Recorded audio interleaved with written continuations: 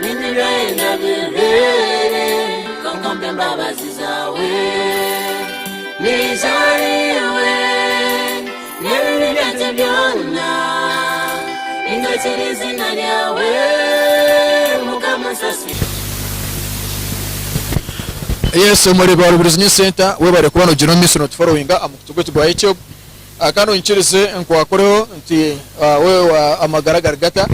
bitu kandi mutayi wanje ko turi Jimy miss isa turi mu kibuga cyambarara kandi ko turi tugenda mu kugenda miss mukorana musaba umuntu w'amani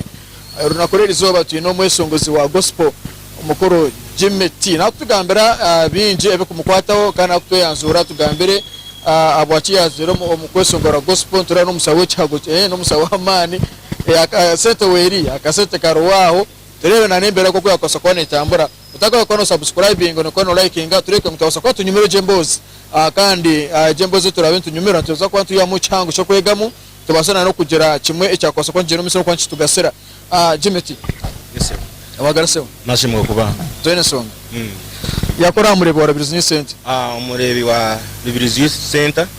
tubasima mwe bari kuhereza bari gukora umurimo w'amani abakwa n'amakuru minje gumbase kusi abantu cause nyuma abanyamakuru nimwe abantu kwasa kwamba hindura community yetu cause mwa mutaro community te kumanya no kunga mwa mutaro twakwasa kutumanya so nsima umurimo w'amani okumurimo mukora takora kusisabwire Jimy noha Jimy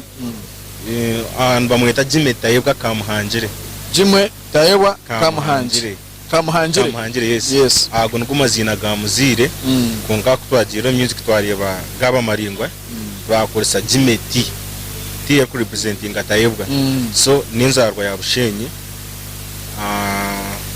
katanka kweshongora like 2 years back njani uche binakosa kwegamba ni imbero muri mbara think besingira musically Jimy nakora mu mukino nugo gwa music gonka ninga ene nugo numurimo gwakora wagamba Jimy nakora music yonka nakora music yonka okuyeho wagamba Jimy tayebwa Jimy tayebwa maybe tubiri ni babiri ati tubateruma abantu babiri okay Jimy tayebwa nakora mu mukino Jimy tayebwa akashoma business admin kwango kuma ebya Uganda biriza ni practicing eche nashomere kunkandu kurabira mu kwekoresa yes kunga Jimy ni Mwesasire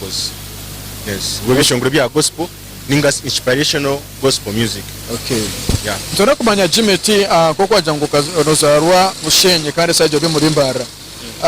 wakatandikana no kwesongora tona kumanya Jimy ubwe akatandika yari kwesongora kandi abo akiyazero mu kwesongora ebyesongoro byedini bitari byensi kugira ngo turiyo byeshongoro byedini byonke cyo nikinakubasa gamba that's why ningira ngo wakucekinga shows zanje hariho inspirational gospel artist so tumesha ncheze byeshongoro byo garama abantu amani so tukugira ngo tweshongora gospel all that kunke bitakushongora kosi nje cyo kugeza ku masabo bitakushongora bye bara ebyaci nyoni ncheza kugira ngo talent nergara mukama kandi ke yaje imperize nyine kugikoresa kumuhereza ninga se no kuinspiring abantu b'emyaka yanje kugira icyo nabasa kubegeza ubwo shongora tukatandika ko shongora 2019 kakujya kwezi kwa I think kwa mwenda 2019 yes so that's why now turiyo myaka 2 na nemyezi turi kweshongora turiyo tujyano miso muri Burengyerwi Center kandi zuka program manyu Mwesasire wawe twaciri kirunje kandi turi kwanteka amani Mwesasire ba Burengyerwi izoba tubaso kwantumanya challenges bakorabamo na karuncha kubine kandi nicyo kibaso mikora bajuru miso na rukubana nibakoroho nibabakorera government nicyo kibaso mikora bakwatero Jimy turi mu kugenda omiso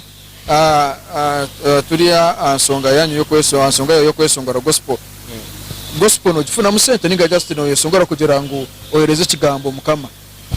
gospel mu emiringo ebiri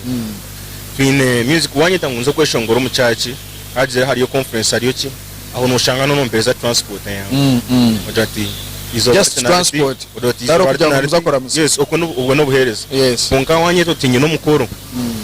nyine mbaga na ninkwenda izo nyeshongora hata utugambira omu bya gospel tugamba business aho turamuzanga bakora muza business so kunka watureba ngo o music zone gospel music er sente kusinga even na sachiro kwe because first of all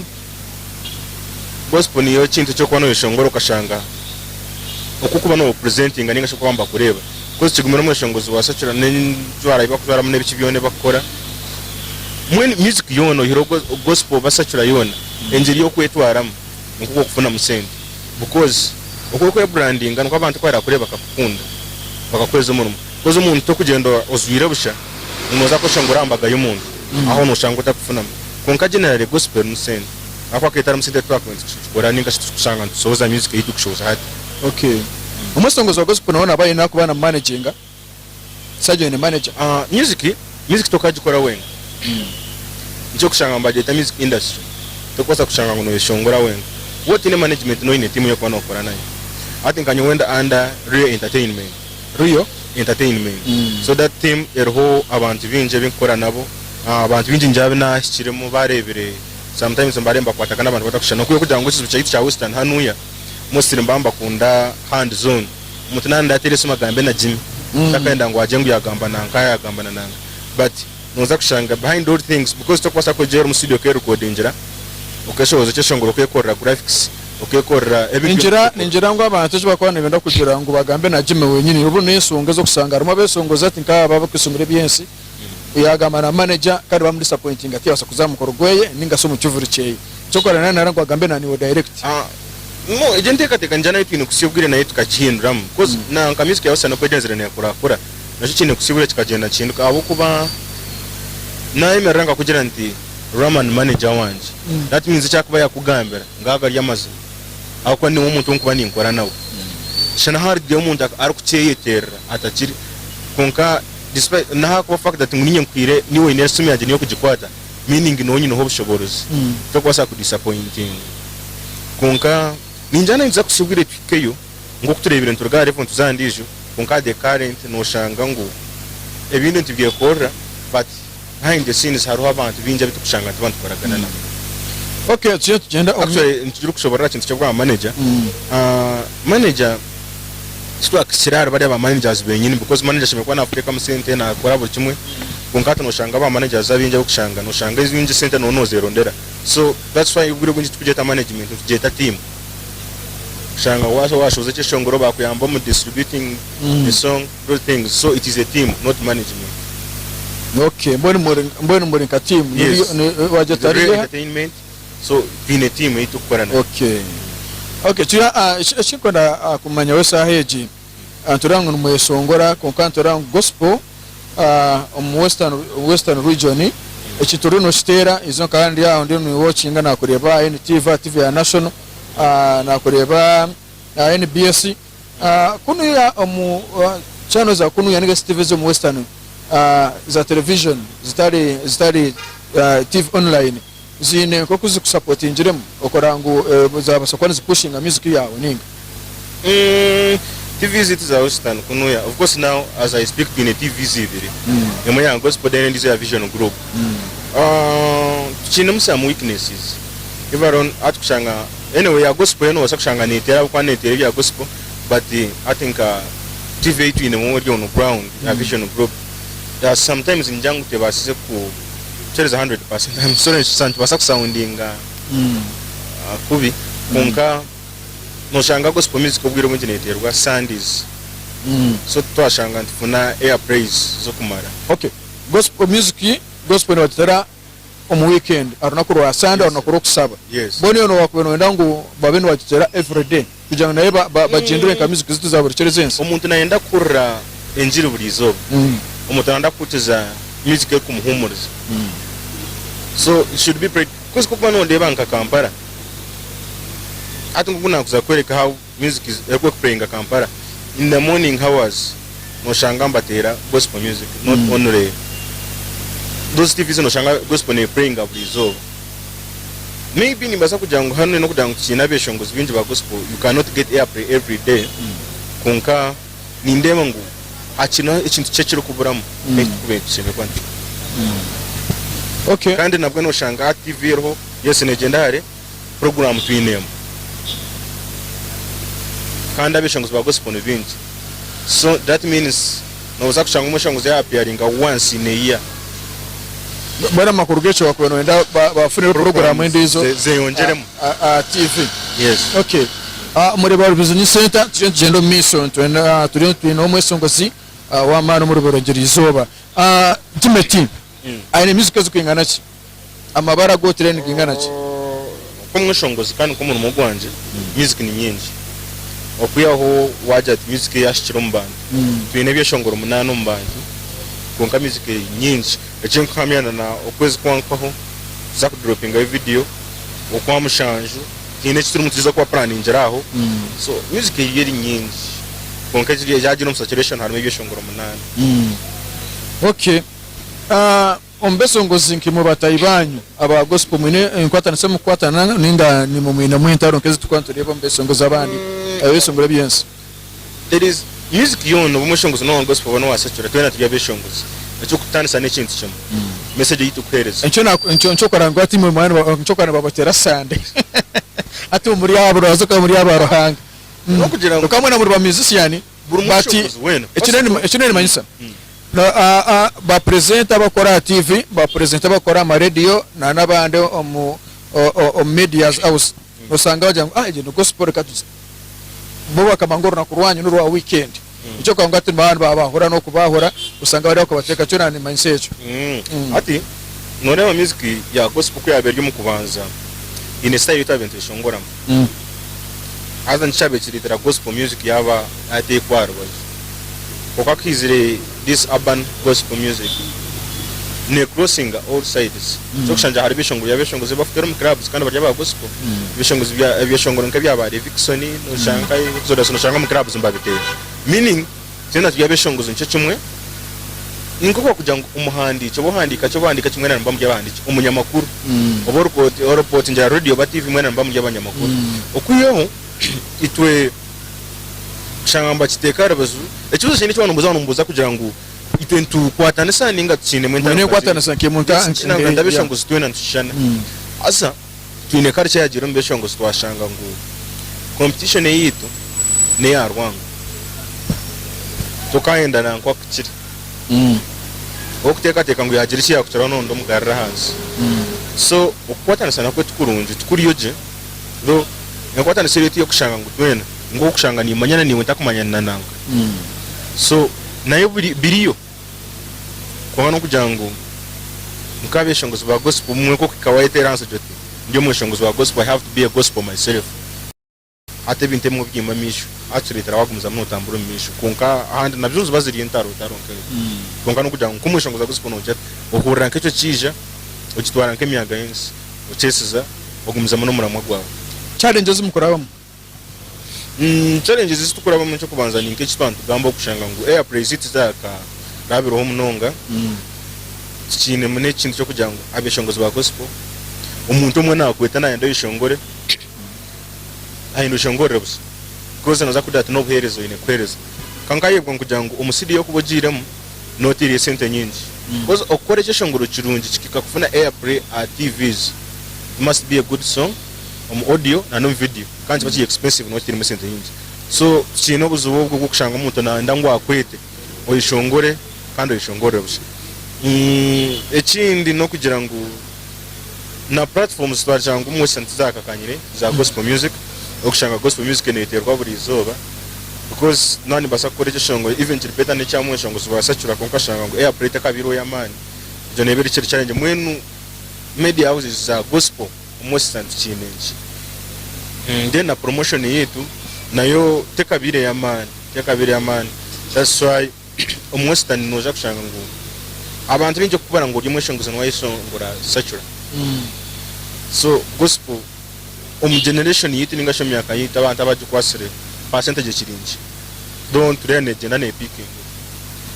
kino Abeshongozi Jimy arona jino misono kwa natugambera kandi music side ko kore netambura Western region okoreba ngo yabasa kuba negendo miss tukakora ki okora ngo twabasa ku want to pushing a music yitu ejo okora ngo yakwata hona yaza al international because usanga ka bamwe ama radio bamwe mza TV kuno Western region usanga batera music izabantu abakuru ruguru kiko wansiza abaganda usanga zo zirene zikwata yino yo gospel yo kubera iki kandi batakwasa promotinga Abeshongozi yobitu nkoko wawachigambere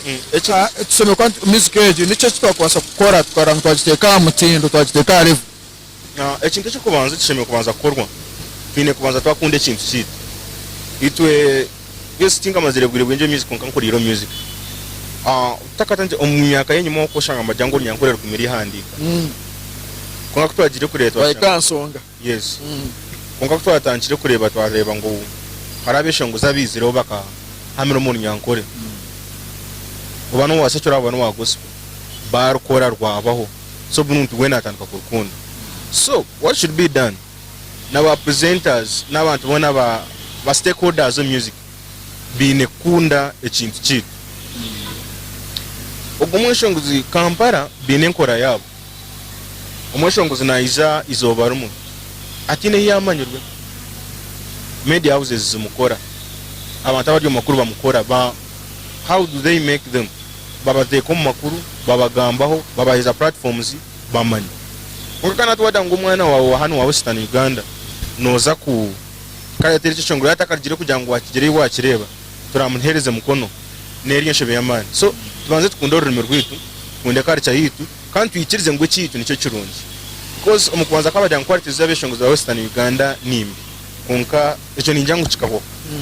buri muntu wana serious music bakoze quality music ero. So deka tukunde kintu tutaka kunzira cya kuriya because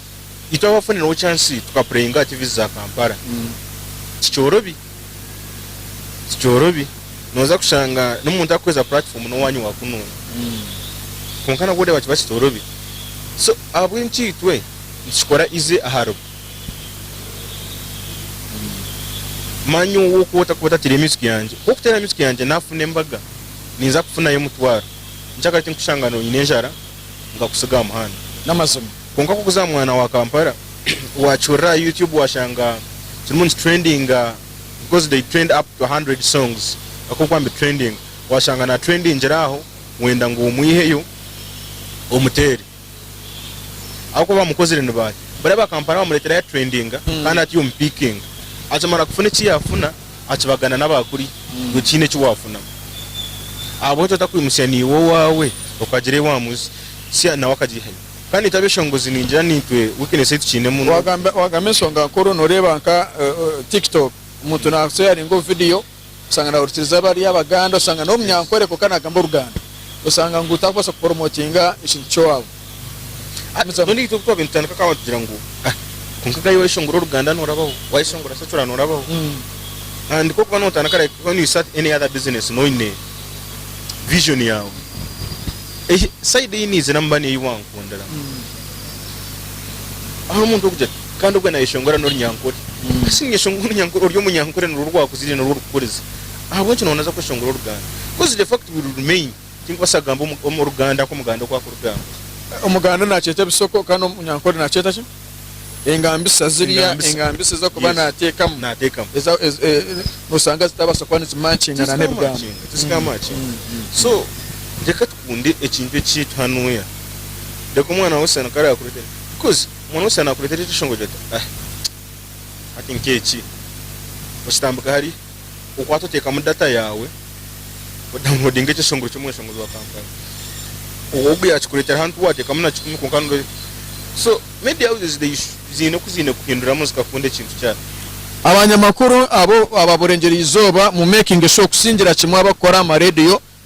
ama TV mu making show akora mu promoting music ya Western region ninga se yaburengeri Zooba nabo basakwana bajono miso naro kureka ngo basakwane bika kintu ekiba kusubira ninga se ekintu ekiba kuteka kubana baza kuyikaho ombiro bo miso abazire bawe tibene ko kuba kugambaho akikwatana na music jangu kana tuwaza mu kwesongora tu aho muyayi challenge turagitungire obona nka kweshongora it was a challenge to them because ndiyo muntu akundana nka kura ndiyo muntu atagamba binji life yanje ikiza kuhinduka nazo music. So it was a surprise to them kundeba ndiyo music but my mom akachikunda the extent ishongora cyane cyane atandikireho nyokora tini yeyi watero tini chokura kana wakumutera yajine chokura so wakachikunda but mzaita rabanje kustwara serious maybe akateka muninda ba mubura ba gogo kan njalo manyebi mamsi kwa kabajita ngune yaba yayi kabajita na yaba yayi but the fact that kujangu music care mu family because twe family had music hari habaye bambandizemo mwino wese nguza family yanyu barumu arimo kwesongora nati barimo kweshongora ninko banano barimo beshongoza kweshongora kandi abakoze izina hanuya yes tokora tubamanye lineage yanje ninjana iza kumanya konka tukakura mu family ya music kandi abakozere music hanuya baruho kandi bagikozere yakora so think kuza kujanta okuno konka kikanyamba kugira ngo kamba kireba kirumu kandi bagikozere mbagifunamo kandi lifestyle yabo tiyaba manyaba yombara manyaba yombakazi barinkaye mwen abambandizemo bakampereza kishane kirungi nanye cyo kugumizamo cyo cyane n'abazire bansupportinga kandi cyanditerana nagumiza mu misho do abwa character yanje inakuriramo it was so hard for them to believe turi tuendera kumanya oyire cha music ni kintu cyo kukunda iyo nkiwe Jimy ombarambwa wensi ningaso magaraga ogensi oyire cha music serious nizaga kanje ntikindu kukunda ni music oyire cha music agenda kukunda ni music ninkunda music then chini nkunda farming kotarajisomere tinda jishomere eko kabaza ona bonene ekora akuba waje kusoma accountant no it is business admin of course nine business akaba nabo wabo muhinji ninga so wabo mutunji otine muna ketu no utakukibara kurunji munondo so ninkunda kurisa njira ni checho kuba life yanye ndio muntu arikunda life simple life niyo muntu because na music nebinte mebyenyeji se kugira ngo kose na harimo butarotaro manya hatebe bina hano mahal meshonga ze bina ori mukibina kibita nanga wanyisaka ntwa ori mu wema wema uma ori umuriye tine yindi mu muri entertainment aho kitakwana kuzo kwegita mu bibina nabatayiba no nahurira ngo meshongozi mugenzi wanje ine cyamuteganisa ni mikanko muntu ninga mwikaho umuzina radio entertainment konka ebina tubirebere mu ntaro nyingi ngiyo muntu ayizira kwicereza kugira ngo umweshongozi kiyaguma kuzarayine mu twatambura mu kibina cyo azo ntaro tuje mu nzire to sente ninga nazo zikabeza asare musagana twesagana koze no mu African kekintu mwine mission kakaba mu umuntu awurara konka shatka hari musente za kubikuha za kuzanka so tukine kwesigana muri nana karo kaje no muihange cya akabesongozi yo tokarimo maka twene kibina ni mama yakaru kugenda no misho just ni imbere bambukurura no bereye mu industry yindumu konka I'm not an active member of any your entertainment omurebo wa business center turiyo tuenda Jimy nakutoreza makapera ko gataka ture makapera atugambire role model wawe no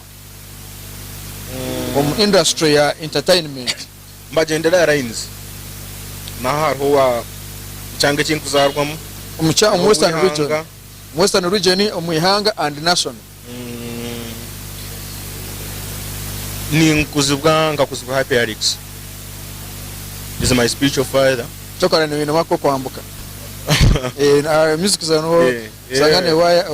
wayarega sure aine niza kukura ni mugambaho because ambisizo that's why no women nkora ko sati yanje kubanza I was like let me take it back to him because nyonga tanchira ko shongora mbarra konga kinzire kora ko sati yanje kubanza I was like no way achindebiremo akacingambaho I was like mzee ekiwanzi ndebiremo sinchikozire kandi kuretere hano na kireta and I thank God akamberaho and it was a success. Wow. So akamberaho erizo bankareba na tutukana na mfera kubinkajana this is the father. So kuzeni ni murebo music kandi yaga kaba pastor wande so ni mureberaho munongo that's why nawe no muntu utakusha ningo na omwina akakwati timuno kakwati is my spiritual father. Yeah. Ihanga nkunda pastor Wilson of game because no muntu atakwahura kugira ngo ati umureba wa business setane ndeba Jimy ataka kuteka akwa nenda taza kuzoma mazima aparex na isungana na capacity bugenda. Yes. No sakusanga no noro modo way. Ati nani yokano mataya Pastor Wilson bugenda. Yeah. Kandi Wilson bugenda bizo bakana jango we bakamugambo baza bakujara ngo akaruga gospel yazo mbiensi. Koka kujara ngo abane niyo nka dance hall yakwesongora. No, ati no reba. Gospel omuntu ayizira mu church yamanyire mukama. Omuntu atakamanyire mukama n'ogu aryo munsi. So twakumantuza abututu obwa church bonka. Turafune bari abantu. And I think Pastor Burengyerwi yakoze akarga yahayo bari bakuteka na benzi yabisya hihi n'amazina okumara kubisya hihi yoboreka gospel bagire kibakwegombaho kana abo bahenda bagira umurayineje. So that's why abantu amumba tango akagwaya zo, but me ni mu following. Okay. Kandi naona umuntu nkabandi naona abasa kugira cyo bizara akore nk'umuntu konka me I believe entwaza yene nkora yeye ehinduire eminyeto nyingi n'abantu b'emyaka yitu kuzo mu church national. That is a national one. Nuwogo na national. Omuntu ndizo nkwasagamba ne twina habati waryo mu worship munonga na yandi kwizankizo mu worship nizire n'ibyampindura mukace nahenda nazo ndizo, but I still like him. Then international nakugamba no basaku nina because umuntu nabasaku noza kushanga tari na gospel. Ninkunda John Dream. Na music takwasonga na keju takwasonga music, but John Dream na ainemu music yeyo na neyensi ne aravu ne aravu koka bazo no akona isonga aravu no rangu takabara kuteka mu ruhanga manya music ore aine duka yo butunguru ore aine riya naguzo umwonyo zona te duka zona tunemu supermarket na chakara konkazona na grocery konkazona ndu muri bari business center tuino mukuru Jimy akano musongozi w'amani akorwa muri Burengyerwi Zooba akwesongora music yenjiri niyo gospel akorangu ya basa kubana alisa emitima y'abantu okubasa kubana bageno misi no koranga mateke emitima y'abantu ahalevo akuba ebyesongoro byenjiri nawo bari umuntu akachura nora watebekana amagaraga ogagenda omiso okusibura nane kigambo kusemba yo okusibura. Actually there is another person who is a credit, I think Nreji tena ameza credit is a person abasize kukendera music ya Western Uganda akoreka ngo nyankurendu basa kweshongorwa kandi ugende hari. So kaberona nabandi kaberona barasta chazi ubwiro bwabo babiroho bakora, but by then abantu kamba kireba ngo kigumere kweshongoro nyankore. That's why kwaza ko abeshongozi ubwiro ndo koshanga ngo abenje mbazwanzya mu Uganda, but is someone izira keshongoro nyankore kandi akamera mu nyankore kandi nabeshongozi abinji bakenda ku toro mu line ye. So meaning he has inspired many ono kugira ngo kizibitu tugumire kwiciriza no mwezi bicita abeshongozi umuntu na ku inspiring konka ogumanuzo munzu yawo no urtiza music yeye no jejeraho kongo yanga kumcrediting until when that person dies kawana kumugambo. Yes. But me I appreciate him and njize chinamwejera and he has been always there for me. I think this is the first time kichigamba. Yes. Message message okusinga no kugira ngo tukume okwekwasa mukama amitwene turabintu kora abokuba ebintu byenseje bubonire konka tibuguma hompaka. So deka kwenda koronda mukama woryo mbwire bwobuzibu ningaje cyakuteganisa konka gumano musya hihi amuteko magaraga watambure niwe ekindi nekina nagambira utongere kunda music yitu ya hanuya tagire kintu kitu tagire ururimi rwitu kandi abeshongo actually ndebera usantu kinene cyo kugira ngo YouTube nenywa data nyinji nekora ki oshanga no siba TikTok not knowing nibyo TikTok necha sinje kunywa data TikTok nenywa data nyinji kusinga YouTube kino cyo singa korwa kaza YouTube okarenda omukutugwarubiriza news center okasubscribing okaronda channel ya Jimy music osubscribing because that is the one of the ways yokwasa supporting industry itu ya Hanoi. so reka tukunde ibintu bitu bya hanuya kandi oyiro YouTube arando bakwasa kufunira buramuhona Jimy music buramuhona tine hintari TikTok Twitter Instagram on imo byabyo na Jimy music bukuba Jimy music okuyo Twitter niyo at Jimy music still it is at Jimy music yes and socials and zonas are active over Snapchat ni yande mireje yo yasaga zonas are active okay bare munonga umurebe wa Burengyerwi Center utwatandikirana no kwisama jingwaga kusanga twaturunaniwe kandi twatuno mugenyi wetu Jimy muturane musaba unakurera Zooba twamutaya isakana mwamureba tsakwa tujeno miso kwa tubaretera Abeshongozi okumanya Mwesasire wa onoha ukamanya na buri cyona ekikugeno miso na kwanci bakwataho utakarugaho ekikoro subscribing liking nasigarandirama yoji yeah